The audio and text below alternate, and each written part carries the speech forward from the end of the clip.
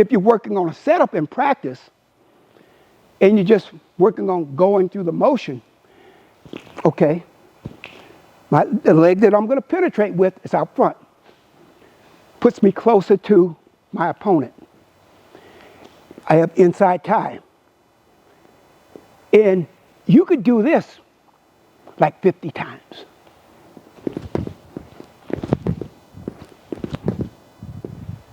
Because that just doesn't happen naturally. You start doing that when you start learning how to perform technique in competition. You break it down into little pieces and you work on each part of it. But I've been watching, Cam, the big guys over here, these two gentlemen, and they're hitting college technique. They're better than some of my college guys when they first got in the room. And so the key is, like I said, and a lot of young kids don't understand this. They want to learn 10 different skills. Oh, I know a lot of wrestling, but you don't know any of them well. There's a lot of wrestlers out there that are very smart in how they learn wrestling. And their thought process is, all I want is 2 takedowns. And they're so good at those 2 takedowns that they're unstoppable. Okay? So you have to figure that out, guys, especially you young guys. Like if your coach is working on, say, a sweep single, okay, as opposed to an inside step. You work the hell out of that sweep single. Boom. Okay? Okay? Because your whole body, all of your movements have to be coordinated. And so you work on them, but you break them into little pieces. You break them into little pieces, and man, you start to soar. Now, just in this little bit of time here, I'm watching guys and I'm saying, they got it.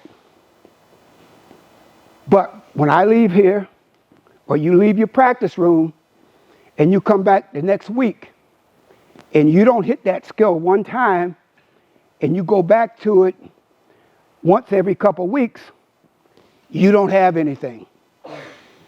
But imagine if you worked on it every day. And what that calculates to is that when you get into competition, your confidence is going to be up here. Your speed is going to be up here. Your skill is going to be up here.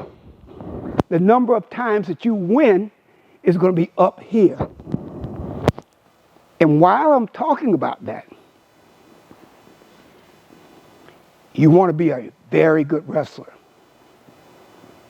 You have to dominate people on the feet. I don't hear a lot of coaches talking about that. Yeah, the goal is to pin the guy. Nice. But I'm having trouble pinning. Ultimately, the goal is to win the match. It's nice if you get a pin. But I know that if I go out and I can beat everyone who I'm wrestling on the feet, and I can get off the mat, I'm going to win 90% of the time. I'm going to win 90% of the time, maybe even more. My 2 NCAA final matches, and this was my thought process from high school.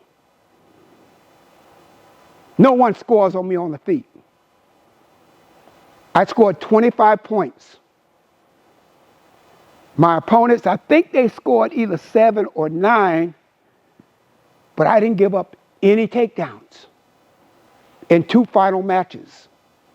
All they got was an escape.